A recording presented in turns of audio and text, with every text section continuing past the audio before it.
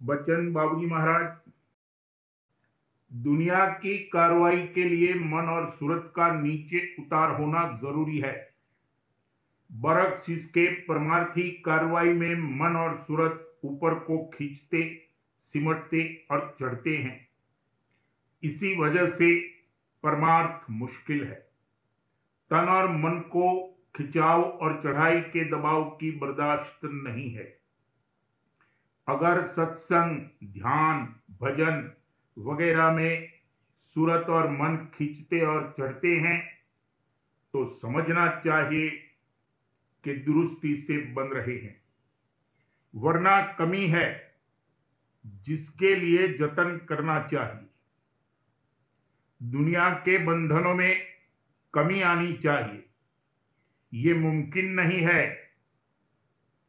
कि परमार्थ भी होता रहे और दुनिया भी बदस्तूर जारी रहे। यहां हर कार्रवाई की कामयाबी इसी पर मुनहसिर है कि मन अपने साथ में सूरत को नीचे उतार कर लावे। अगर सूरत नीचे ना उतरे या कम आवे तो किसी काम में मन नहीं लगेगा और कोई चीज नहीं सुहाएगी। बड़ी बेचैनी और व्याकुलता होगी। बचपन में जबकि सूरत चैतन्य का प्रवाह रहता है, बच्चा जरा जरा सी चीज से मगन और खुश होता है। बड़े आदमियों की नजर में वो हर्ष आने की चीज नहीं है, मगर बच्चा उसी को पाकर हर्षित हो जाता है। अगर कोई शारीरिक तकलीफ न हो तो बच्चा 24 घंटे खुश और मगन रहता है। एक कांच का टुकड़ा, हत्ता के फर्श पर पड़ा कोई चिथड़ा ही मिल जावे तो हर्ष मानता है। इसी तरह तरुण अवस्था और यौवन अवस्था में आकर भी चित्त बड़ा प्रफुल्लित रहता है। जिधर निकल जाए उधर ही खुशी का सामान मौजूद देखता है। जिस चीज को देखा वही सुहावन और खूबसूरत मालूम होती है। अधेड़ अवस्था शुरू होने पर इसमें कमी आने लगती है और जैसे जैसे शरीर जर्जर होता जाता है, सब चीजें नीरस और फीकी मालूम पड़ने लगती हैं और वही चीजें जिनसे बचपन और जवानी में खुशी हासिल होती थी नहीं सुहाती। बाल बच्चों और घर वालों से तबीयत हट जाती है और जिधर देखता है उधर ही मायूसी और उदासी छाई हुई मालूम होती है। वजह इसकी ये है कि बुढ़ापे में शुद्ध चैतन्य कुदरती तौर पर अंतर और ऊपर की जानिब खींचने और सिमटने लगता है। उसी वक्त से शरीर का जर्जर होना शुरू हो जाता है और तब कोई चीज नहीं सुहाती, न कोई काम कर सकता है। कहने का मतलब ये कि हरेक काम, हत्ता के चलना फिरना बोलना वगैरह सब इसी पर मुनहसिर है कि जितनी चैतन्यता मन इंद्रियों के घाट पर उतर कर आ सकती है उतनी आवे। यही वजह है कि परमार्थी कार्रवाई जिसमें मन और सूरत ऊपर को खींचे, सिमटे और चढ़े, बड़ी मुश्किल है। सब काम कर सकता है, यानी काष्ठा उठा सकता है, तपस्या कर सकता है, मगर ये काम जिसमें सुरत चैतन्य ऊपर को खींचे नहीं कर सकता। पेशतर के जमाने में लोग बड़ी बड़ी शारीरिक काष्ठाएं उठाते थे। उम्र भर जंगल और पहाड़ में रहकर नाना प्रकार की तपस्या करते थे। घर बार छोड़ना पड़ता था। गो संत मत की रूह से उससे कुछ भी काबिल कद्र नतीजा हासिल नहीं होता था। अब संत मत के अभ्यास और परमार्थ में घर बार छोड़ने की जरूरत नहीं और न उस तरह की कोई काष्ठा ही उठानी पड़ती है, बल्कि गद्दी तकिया लगाकर बड़े आराम से बैठकर अभ्यास किया जा सकता है। मगर फिर भी 2 मिनट अभ्यास में बैठे नहीं कि अकुलाहट और घबराहट होने से उठ खड़े होते हैं। कारण इसका यह है कि सूरत के खिंचाव और चढ़ाई में जो दबाव पड़ता है, उसको बर्दाश्त करने की तन और मन को आदत नहीं है। 4-4, 6-6 घंटे प्राणायाम या पाठ पूजा कर सकते हैं, मगर संतवत के परमार्थ की कार्रवाई जरा सी देर भी करना मुश्किल है। मन की ये आदत पड़ गई है कि सूरत को नीचे खींच कर लावे और उससे ताकत लेकर इस कदर नीचे उतरे कि इंद्रियों और भोगों का रूप बन जावे। इसी में उसको कुछ हर्ष होता है। अगर सूरत का नीचे उतरना बंद कर दिया जावे या कम उतरे या ऊपर को खींचने और चढ़ने लगे तो मन व्याकुल होने लगता है, छटपटाता है। मन के इस संग की वजह से अभ्यासी पर कई किस्म की हालतें वक्तन फवक्तन गुजरती हैं। बाज वक्त ऐसा होता है कि न तो परमार्थ में मन लगता है और न स्वार्थ ही में मन लगता है।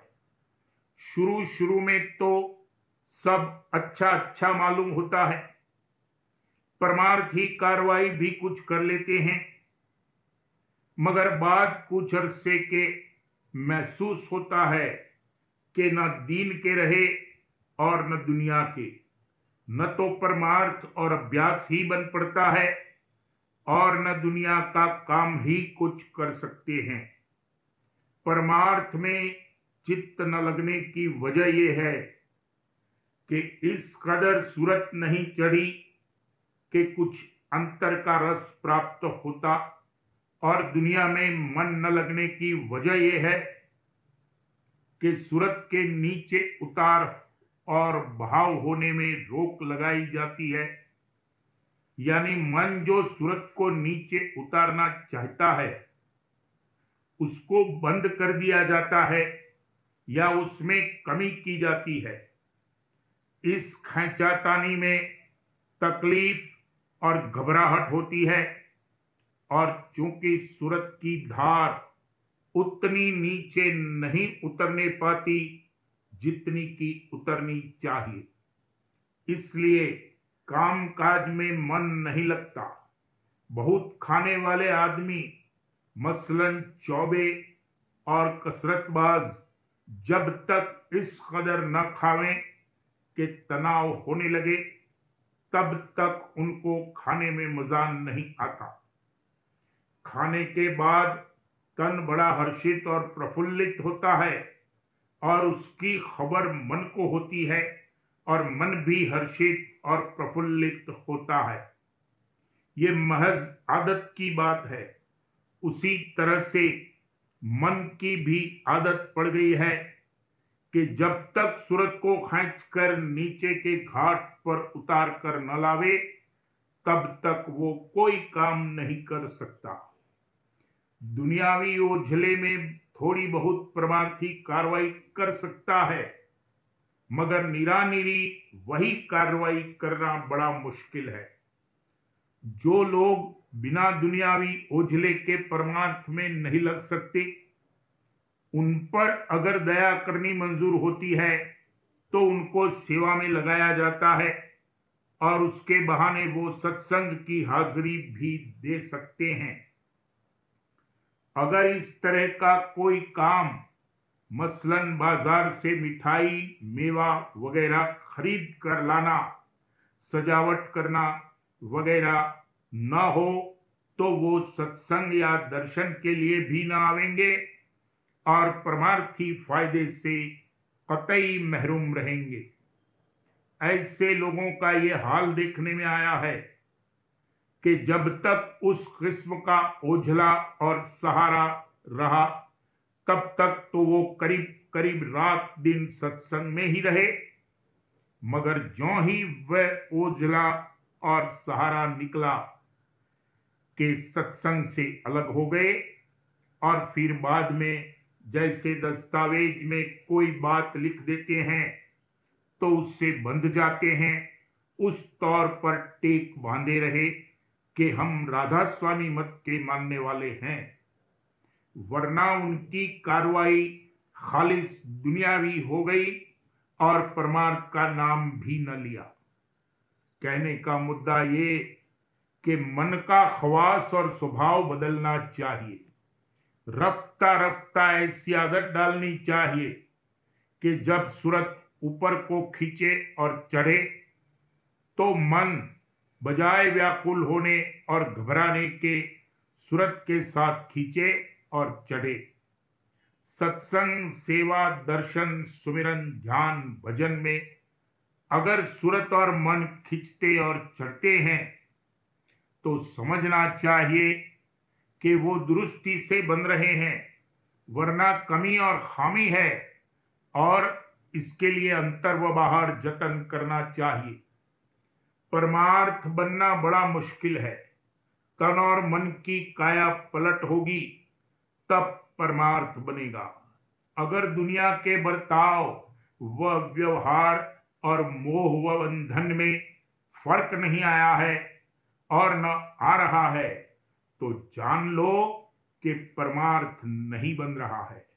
जब मन और सूरत अंतर में खींचेंगे और चढ़ेंगे तो दुनिया के कारोबार में जरूर फर्क आवेगा। ये हो नहीं सकता, नामुमकिन है कि परमार्थ भी बन रहा है और दुनिया भी बदस्तूर कर रहे हैं।